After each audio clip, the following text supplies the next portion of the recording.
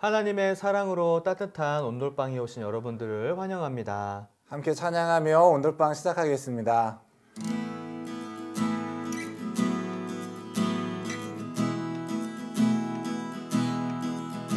주 선한 능력으로 안으시네. 그 크신 팔로 날 붙드시네. 절망 속에도 흔들리지 않고 사랑하는 주 얼굴 부활이 이전의 외로움 나를 워싸고 고난의 길을 걷는다 해도 주님께 모두 맡긴 우리 영혼 끝내 승리의 날을 받으리. 선한 능력으로 일어서리.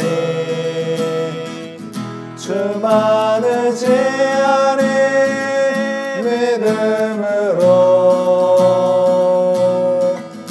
우리 고대 안에 주시리라. 영광의 새 날을 맞이하리.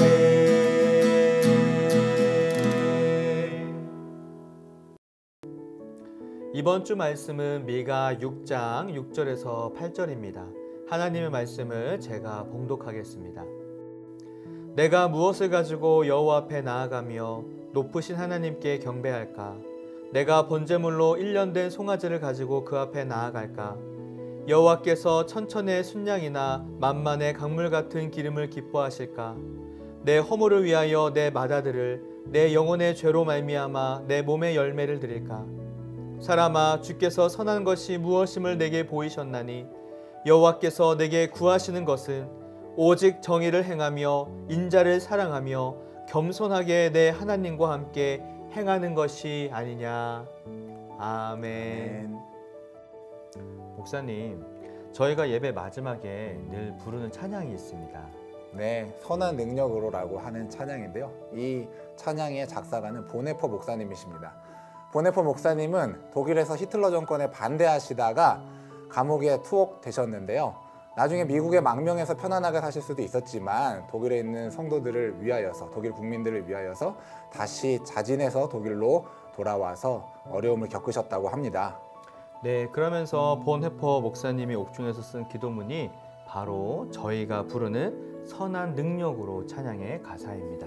네, 보네퍼 목사님은 그리스도인들이 주님의 선한 능력을 가지고 절망 속에도 흔들리지 않고 주님의 인자와 공의를 행하는 사람으로 살았으면 하는 마음으로 이 작사를 하셨다고 하네요. 우리 모두가 예배 때마다 이 찬양을 부르면서 본헤퍼 목사님의 그 마음을 함께 느끼면서 우리도 정의와 공의를 실천하는 성도들이 되었으면 좋겠습니다. 자, 그러면 하나님의 말씀을 통하여 우리가 어떻게 살아가야 하는지에 대하여서 생각해 보겠습니다.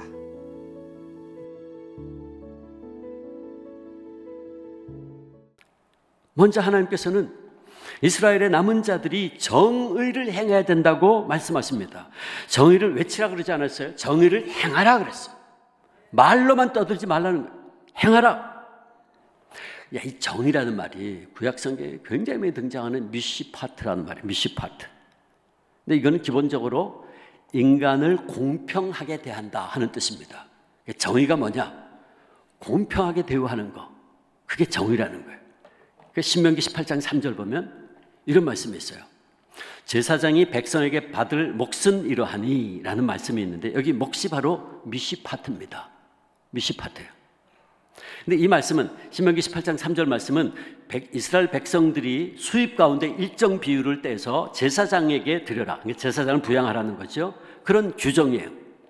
근데 여기서 제사장의 몫이라는 단어가 등장했어요. 제사장의 몫. 근데 그 몫이라는 말이 바로 미시파트예요. 따라서 이 미시파트는 몫이나 권리를 뜻하는 단어죠. 그러므로 이 미시파트는 뭐냐? 마땅히 그에게 돌아가야 할 몫을 주는 거예요. 그가 가질 수 있는 권리를 인정해 주는 거. 그게 정의라는 거죠. 그래서 이 정의라는 단어, 이 미시파트라는 단어는 구약 성경에 보면 주로 과부, 고아, 나그네, 가난한 이들을 보살피고 보호하라는 말씀을 할 때에 이 단어가 등장을 하고 있는 걸 봐요. 가장 대표적으로 스가랴서 7장 9절 10절 보면 만군의 여호와가 이같이 말하여 이르기를 너희는 진실한 재판을 행하며, 여기 재판이 미시파트입니다.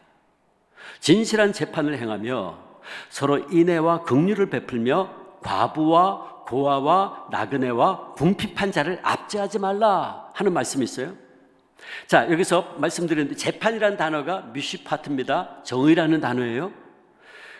그 당시 고대 사회에서는 이 네 종류의 사람들, 오늘 본문에 등장하는 이 스가랴서의 본문에 등장하는 네 종류, 고아, 과부, 나그네, 궁핍한 자, 이게 그 사회의 가장 대표적인 네 종류의 약자였어요. 네 부류의 약자였다고요. 그래서 이 고대 사회에서는 이 네 종류의 사람들이 사회에서 가장 약자들로 간주되었고, 그래서 하나님께서는 어떤 식으로든 이들을 외면하는 것은 정의, 즉 미시파트를 짓밟는 행위로 간주하셨고, 그런 자들에게 심판을 경고하셨어요. 자, 그렇다면 하나님께서 왜 이렇게 가난하고 힘없는 자들을 억울하게 하지 말고 그들에게 미시파트를, 정의를 행하라고 강조하신 건가? 그것은 바로 우리 하나님께서 고아의 아버지이시고 과부의 재판장이시기 때문에 그렇습니다. 그게 하나님 말씀이에요. 시편 68편 5절 고아의 아버지이시며 과부의 재판장이라 그랬어요. 하나님께서는 시편 146편 7절 9절 억울한 사람들을 위해 정의로 심판하시며 미시파트로 심판하시며 줄인 자들에게 먹을 것을 주시고 나그네들을 보호하시며 고아와 과부를 붙드신다. 보세요. 나그네, 고아, 과부 다 나오죠. 억눌린 사람들. 또 신명기 10장 18절 고아와 과부를 위하여 정의를 행하시며 미시파트를 행하시며 나그네를 사랑하여 그에게 떡과 옷을 주시는 분이시다. 목사님은 자녀가 어떻게 되시죠? 네, 저는 딸 하나, 아들 하나 있습니다. 그러면 애들이 누구를 닮았어요? 딸은 아내를 닮았고요. 아들은 저를 똑 닮았습니다. 네, 목사님과 사모님을 닮았다고 하니 아이들이 아주 멋있고 예쁘겠네요. 아이들이 엄마 아빠를 닮는 것은 당연한 일이죠. 그러면 우리 그리스도인들은 누구를 닮아야 할까요? 네, 당연히 우리 하나님을 닮아야 합니다. 지난주 말씀에 선포된 것처럼 하나님의 성품인 정의와 공의를 행하는 것이 마땅히 우리가 닮아야 할 하나님의 성품이겠죠. 그러면 어떻게 하면 그러한 하나님의 성품을 닮아가는 삶을 살 수 있을까요? 우리가 계속해서 말씀을 통해서 한번 알아보겠습니다.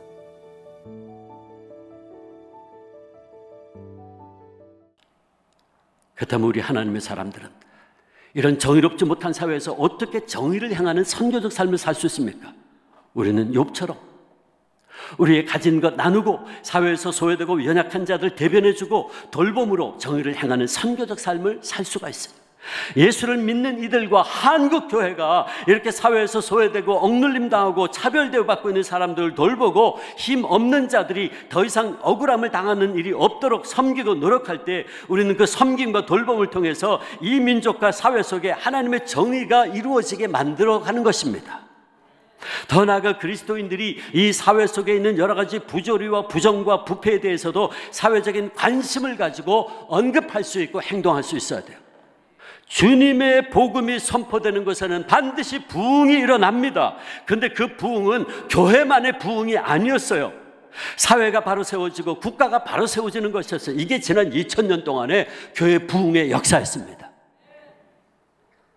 가끔가다가 소위 보수적인 신앙을 가진 분들 가운데는 저는 제가 누구보다도 보수적이라고 생각하는데, 근데 가끔 보수적인 신앙을 가진 분들 가운데는 교회에서 혹은 그리스도인들이 사회 정의를 거론하는 것을 불편해하는 분들이 있는데, 그건 너무나 개인주의적인 신앙이고, 더 나아가 고아의 아버지이시고 과부의 재판장이신 하나님의 마음을 슬프게 하는 것입니다.